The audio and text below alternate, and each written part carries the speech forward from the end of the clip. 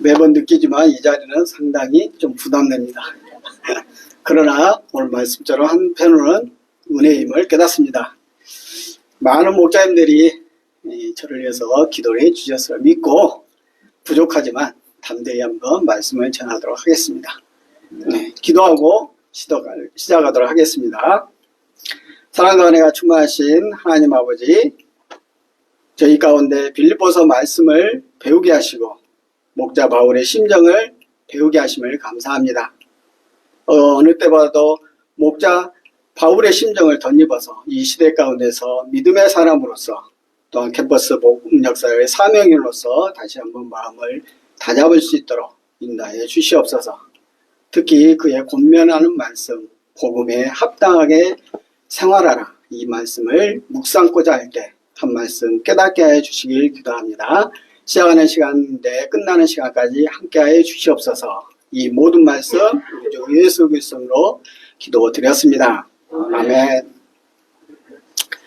합당하게 생활하라. 네.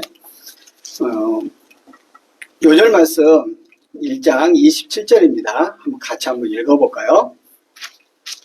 시작. 오직 너희는 그리스도의 복음에 합당하게 생활하라. 이는 내가 너희에게 가보나 떠나 있으나 너희가 한 마음으로 서서 한 뜻으로 복음의 신앙을 위하여 협력하는 것과. 우리는 김영예 장로님의 메시지를 통해 빌립보 성도들을 생각할 때 활짝 웃으면서 기쁨의 인사를 나누었던 그리스도의 심장 가진 바울을 배웠습니다. 그의 양들에 대한 사랑을, 또한 그 사랑의 모습을 통하여서 선한 목자 예수님을 떠오르기도 했습니다. 그리고 지난 주일 노아 목사님의 메시지를 통해 자신은 비록 감옥에 갇혀있지만 죽든지 살든지 자신의 삶을 통해 오직 한 분 예수님을 존귀케 하고자 하는 파이팅 스피릿의 바울을 보았습니다. 그에게 메인 환경은 제한 사정이 되지 않았었고 오히려 복음 안에서의 자유로운 자유, 양들을 온전히 섬기고자 하는 선한 목자의 모습을 보았습니다. 이렇게 기쁨의 인사와 자신의 근황을 밝힌 바울은 이제 빌립보 양들에게 한 가지 권면을 합니다. 그것이 무엇입니까? 파트 1. 복음에 합당하게 생활하라. 오직 너희는 그리스도의 복음에 합당하게 생활하라. 이는 내가 너희에게 가보다 떠나 있으나 너희가 한 마음으로 서서 한 뜻으로 복음의 신앙을 위하여 협력하는 것과. 로마에 가면 로마법을 따르는 말과처럼 합당하게 생활하는 것은 시민권자처럼 행동하라는 의미입니다. 당시 빌립보 도시는 어땠습니까? 퇴역 장교들을 중심으로 이주하여서 식민지 지역에 형성된 도시였습니다. 당연히 로마에 대한 충성심도 대단했습니다. 그들에게는 특별한 권리가 주어졌는데 로마 시민권이었습니다. 그 시민권이 얼마나 강력했냐면 그들이 어디를 가더라도 로마법에 따랐습니다. 심지어 그들이 재판 없이 처벌이나 고문도 받지 않았습니다. 또한 정말 억울하다면 황제에게까지 자기의 죄를 소송할 수 있는 권리를 가졌고 재판권도 가졌고 또한 각종 세금 감면을 받았습니다. 이러한 시민권을 갖는 자는 최고의 영예의 대상이었고 그 권리를 누리는 것은 합당했습니다. 그럼 목자 바울이 말하는 그리스도 복음 안에서 합당하게 생활하는 뜻은 무슨 뜻입니까? 이것은 세상에 속할지라도 세상 풍조와 가치관을 따르지 아니하고 복음의 정신, 가치관, 그리고 복음이 제시하는 기준에 맞춰서 사는 삶을 말합니다. 예수님의 말씀이 삶의 기준이 되고 말씀의 에너지가 나를 세상을 보게 하는 삶입니다.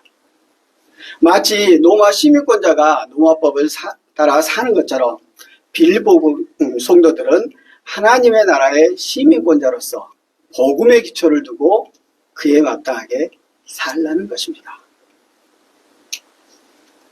그럼 복음에 합당하게 사는 삶은 구체적으로 어떻게 표현됩니까? 첫째로, 합당하게 행하는 삶은 한 마음으로 합심하는 것입니다. 여기서 한 마음은 영어 성경에는 원 스피릿으로 표현됩니다. 서서라는 것은 당시 전쟁터에서 방패와 창을 든 전사들이 어깨와 어깨를 맞대고 일치된 대오로 해서 적을 맞이하는 그러한 모습입니다. 협력한다는 것은 당연히 온 팀을 이루어서 싸운다는 것입니다. 그러므로 한 마음으로 합심하여 싸운다는 것입니다. 혹시 여러분 300이라는 영화를 보신 적이 있습니까? 페르시아 100만 대군과 맞서 싸우는 스파르타 전사 300명의 싸움을 그린 영화입니다. 그때 전투 장면은 참으로 인상적입니다. 엄청난 페르시아군에 맞서 그들은 한마음으로 굳게 서서 창과 방패로 촘촘한 스크램을 짜고 페르시아군과 맞서 싸웠습니다. 그리고는 한 채의 흠집도 없이 하나됨으로 결국 그들은 다 전사했지만 페르시아군은 물러갔습니다. 빌립보 교회는 어쩜 목다 없는 양떼와 같이 흩어질 수밖에 없고 무너질 수밖에 없는 상황이었습니다. 믿음의 뿌리를 흔들려고 유혹하는 애부의 시대풍조와 싸워야 했고, 내적으로는 동역자끼리 신뢰하지 못하게 하는 분열하는 세력과 싸워야 했습니다. 참 어려웠습니다. 이 상황을 누구보다 잘 아는 목자 바울은 무엇을 권면합니까? 구체적으로 이들을 어떻게 돕습니까? 한마음, 즉 원스피릿을 통하여서 서서 복음을 위해 함께 싸우라고 말합니다. 빌립보 교회는 한마음 한뜻으로 온전한 원팀, 똘똘 뭉쳐 이루어 싸워야 합니다. 그래야 애우의 적과 싸워서 이길 수 있고 또한 공동체를 지킬 수 있기 때문입니다. 우리는 기도합니다. 저희 공동체가 건강한 공동체요, 빛과 소금의 공동체가 되고자 기도합니다. 오늘 말씀을 통해서 그 첫걸음이 무엇인지 다시금 되새기게 됩니다. 한 마음으로 복음을 위해 합심하는 것입니다. 저희 공동체가 다시금 온 스피릿으로 하나 되어 똘똘 뭉쳐서 복음에 합당한 삶을 사는 공동체가 되길 기도합니다. 둘째로, 합당하게 행하는 삶은 두려워하지 않는 것입니다. 28절입니다. 무슨 일에든지 대적하는 자들 때문에 두려워하지 아니하는 이 일을 듣고자 함이라. 이것이 그들에게는 멸망의 증거요 너희에게는 구원의 증거니 이는 하나님께로부터 난 것이라. 우리는 사도행전을 기억하고 있습니다. 특히 16절에 오늘 바울이 개척했던 빌립보 교회의 내용이 나옵니다. 바울이 복음을 전할 때 대적자들의 세력은 만만치 않았습니다. 때렸고 감옥에 가두었고 심지어는 죽이기, 목숨을 위협하기까지 했습니다.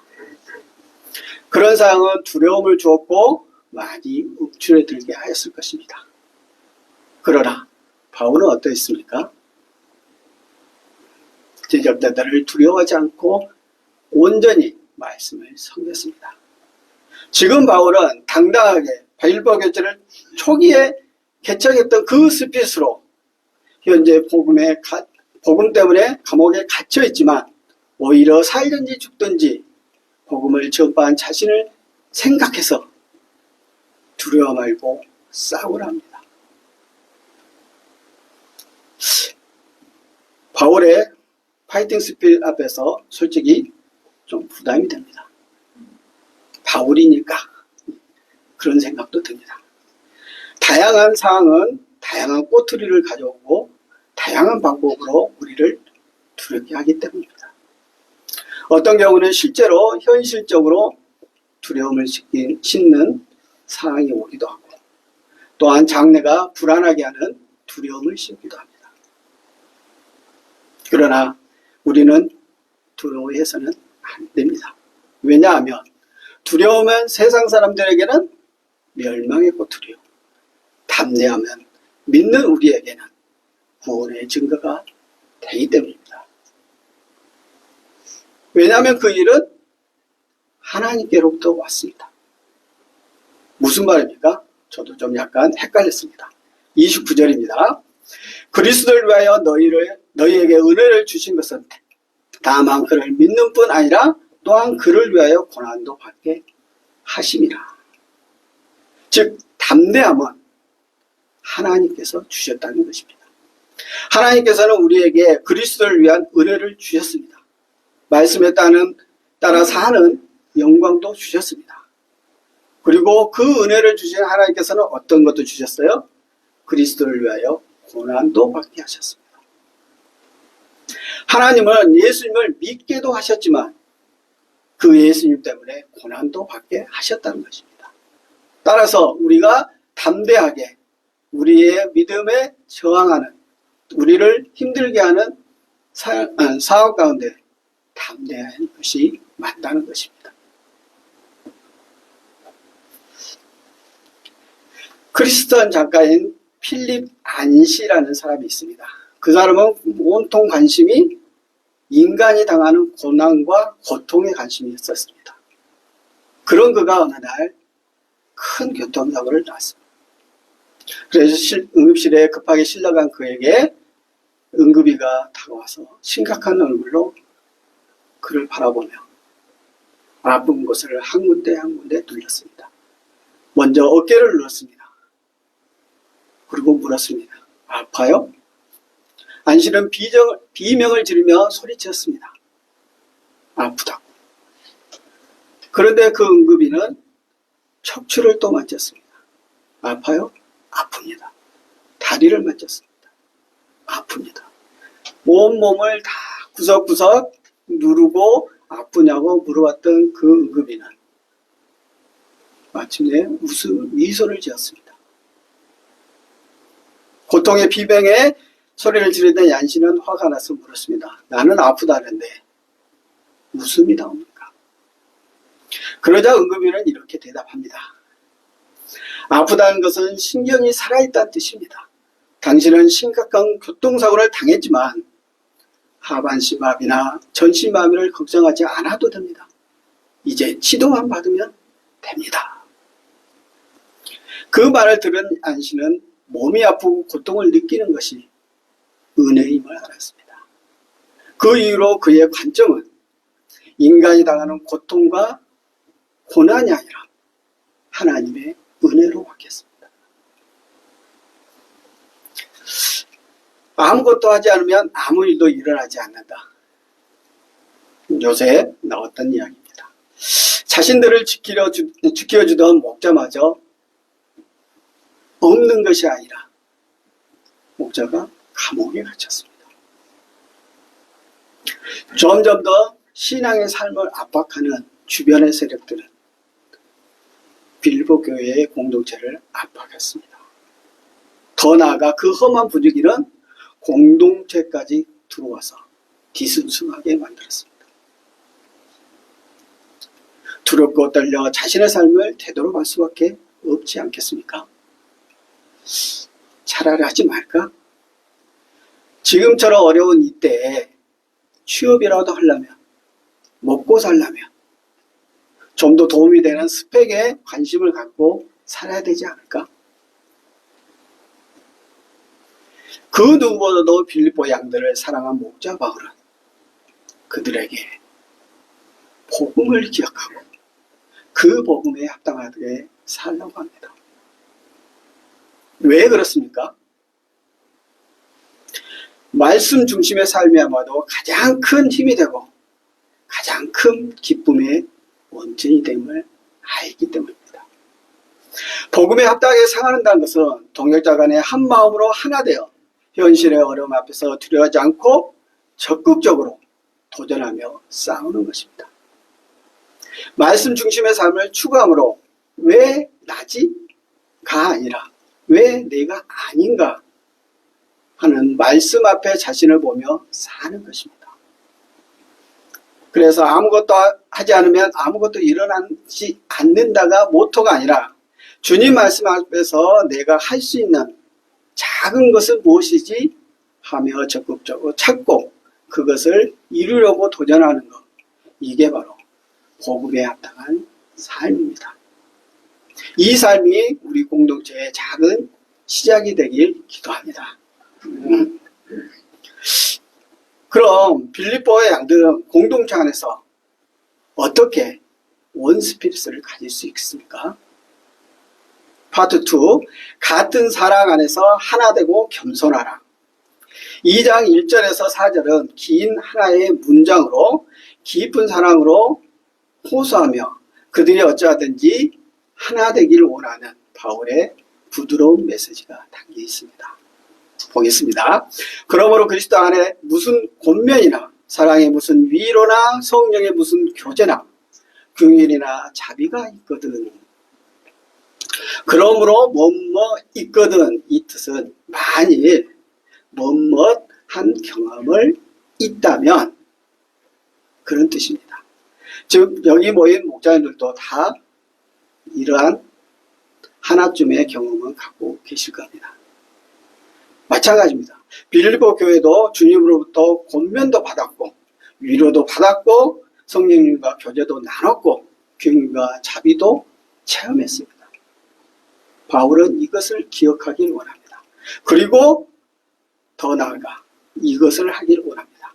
2장 2절입니다. 같이 한번 읽어볼까요?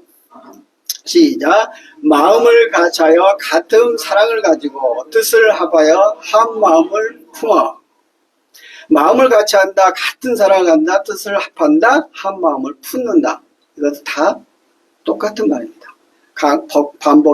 반복을 곁에서 강조하고 있습니다. 즉 뭐냐? 마음을 같이 한다는 것은 내적인 마음과 뜻과 감정을 하나로 묶어 같은 생각을 한다는 것입니다. 이것은 단순히 외적인 일치나 또한 생각적인 지적인 일치를 이루는 것이 아니라 마음과 마음이 모여서 하나가 되고 같은 방향의식을 가지고 같은 목적을 성취한다는 것을 말합니다. 그들은 한 마음으로 서로 품고 사랑함으로써 원팀, 즉 하나가 되어야 합니다. 그 하나된 공동체에서는 그럼 구체적으로 어떤 모습이 나타납니까? 어떻게 또 나아가 한 마음으로 한 팀을 이룰 수 있습니까? 겸손입니다. 3절입니다. 아무 일에든지 다툼이나 허영으로 하지 말고 오직 겸손한 마음으로 각각 자기보다 남을 낮게 여기고. 겸손은 무엇입니까? 겸손은 먼저 다툼이나 허영으로 하지 않는 것입니다. 그리고 그 다음으로 자기보다 남을 더 낮게 여기는 것입니다. 낮게 여긴다. 우리는 이제 지읒 발음의 낯을 보통 삶 가운데서 많이 접하는데 그것은 교만이고 남을 낮게 여긴다. 이것은 겸손이라 할 수 있겠습니다. 실제 우리는 겸손하라 하니까 약간 오해할 수 있습니다. 즉 상대방이 무조건 자기보다 낫고 자기보다 더 위에 있다. 그렇게 생각해 주는 것을 겸손이라고 생각할 수 있습니다. 또한 도덕적으로 타락했는데도 나보다 더 깨끗하다고 생각해 주는 것, 그것이 겸손이라 생각할 수 있습니다. 그러나 이것은 잘못된 생각입니다. 자기보다 남을 낮게 여긴다는 것은 상대방을 하나의 인격적으로 존중하고 인정하는 것을 말합니다. 그 사람의 허물과 죄를 보기보다는 좋은 점, 장점을 보는 것을 우리는 낮게 여긴다. 당시 로마 문화는 지위, 권력, 개인 명예가 중시되었지만 겸손은 약함의 표현이었습니다. 그래서 그 당시 문화에서는 겸손하라는 것은 아주 그 사람을 낮게 표현한 것입니다. 그러나 목자 바울은 그 시대와 전혀 다른 겸손하라고 권면합니다. 겸손은 자신을 더 생각하는 것이 아니라 자신을 덜 생각하는 것입니다. 자기 자랑보다도 다른 사람을 더 섬기는 것이고, 경쟁보다는 협력으로, 교만보다는 사랑으로 초점을 옮기는 것이라 할 수 있습니다. 이처럼 겸손은 갈수록 팍팍해지고 이기적인 세대에서 다른 사람에게 도움이 되는 사람으로 성장하는 공동체를 하나가 되게 하는 힘이 있습니다. 그래서 바울은 겸손하라고 말한 것입니다. 그러면 그러한 겸손한 사람들이 모여있는 공동체는 결국 어떻게 됩니까? 4절입니다. 한번 같이 읽어볼까요? 4절 시작. 각각 자기 일을 돌아볼 뿐만 아니라 또한 각각 다른 사람의 일을 돌보아 나의 기쁨을 충만하게 하라. 겸손하게 되면 자기 일만 돌아보지 않고 남의 일도 살피게 됩니다. 즉 자신의 유익만을 위해 살지 않고 타인의 유익을 위해서 살게 됩니다. 다른 사람의 일을 돌아보는 삶, 이것이 바로 하나된 공동체의 결정체의 모습입니다. 곧 3월이 됩니다. 개나리 진달래가 필 것입니다. 산천에 피는 이러한 화려한 꽃들로 인해 생동감이 되살아나고 우리 또한 그 생동감에 들뜰 것입니다. 더불어 새학기가 시작됩니다. 우리 2세들은 초등학생은 초등학생대로, 중고등학생은 중고등학생대로, 대학생은 대학생대로 모두 바빠질 것입니다. 박사 목사님도 마찬가지겠죠. 가정에서도, 직장에서도 이런저런 일이 늘어나고 또한 생동감 있게 감당할 것입니다. 이걸 생각해 봤을 때 각자의 일만 돌보기도 만만치 않을 것입니다. 그러나 오늘 말씀은 이런 우리에게 한 방향을 줍니다. 우리가 동역자를 생각하고 양들을 생각하고 그들에게 관심을 갖도록 방향을 줍니다. 캠퍼스 목사로서 부르심의 사명을 가슴에 품고 있지만 여전히 부족한 자신으로 인해 움츠러든 저희에게 다시금 캠퍼스 복음화 이웃 선교를 외치고 있고 또한 도전하게 합니다. 부족한 가운데 그래도 어찌하든지 동참하고자 기도로 도전하기도 합니다. 어쩜 이 마음들이 모여 오늘 우리의 이 모습의 공동체가 되지 않았나 생각합니다. 바쁜 가운데서도 어쩌든지 주님의 말씀대로 살고자 하는 그 애씀이, 그 도전이, 그 섬김이 오늘 우리의 모습이지 아닌가 합니다. 목자 바울의 메시지처럼 우리는 계속해서 이와 같이 하나 되고 서로 사랑하고 존중하고 배려가 풍성한 한남교회가 되길 기도합니다. 결론입니다. 목자 바울은 비록 로마 감옥에 갇혀 있었을지라도 미래에 대한 뚜렷한 확신 속에 사랑한 양들에 대한 믿음과 사랑으로 옥중 메시지를 전했습니다. 작금의 시대상은 이념의 양분화, 부의 양분화, 더 나아가 세대 간의 양분화로 적대적인 마음들이 참 많습니다. 하나 되고자, 섬기고자, 겸손하고자 하는 마음은 당분간 필요치 않아 보입니다. 그런 의미에서 합당하게 생활하는 오늘 말씀은 다시 한번 이 시대 분위기에서 시대의 렌즈가 아닌 말씀의 렌즈로 보게 합니다. 세상이 어떠하든지 신앙인으로서 우리는 복음에 합당한 삶을 살고 사랑으로 하나 되고 겸손으로 행해야 한다고 외칩니다. 이것이 목자 되신 예수님을 기쁘시게 하는 삶이요 또한 저희 또한 기쁘게 되는 삶의 온천이기 때문입니다. 오늘 이 시간을 통해 저는 스스로 다 같이 자문해 보면 어떤가 제안해 봅니다. 첫째, 나는 복음에 합당한 삶의 모습으로 살고 있는가?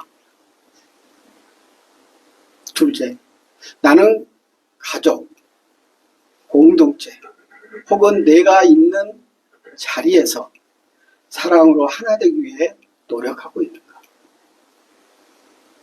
세 번째, 나는 진정한 겸손을 실천하고 다른 사람을 나 자신보다 더 소중히 여기고 있는가? 저를 비롯한 여기 모인 모든 형제 자매님들이 한마음으로 겸손함으로 복음에 합당한 삶을 살고자 애쓰는 이번 한 주가 꽉 차기를 기도합니다. 더불어 얼마 남지 않는 41주년 기념 수양회 또한 이 하나된 온팀의 스피릿으로 적극적으로 감당하고 동참함으로써 풍성한 은혜와 교제가 있는 기념일이 되길 기도합니다. 제가 잠깐 기도하고 마치도록 하겠습니다. 사랑과 은혜가 충만하신 하나님 아버지, 예수님의 복음 안에서 합당하게 행동하라 말씀 주심을 생각할 때 감사합니다.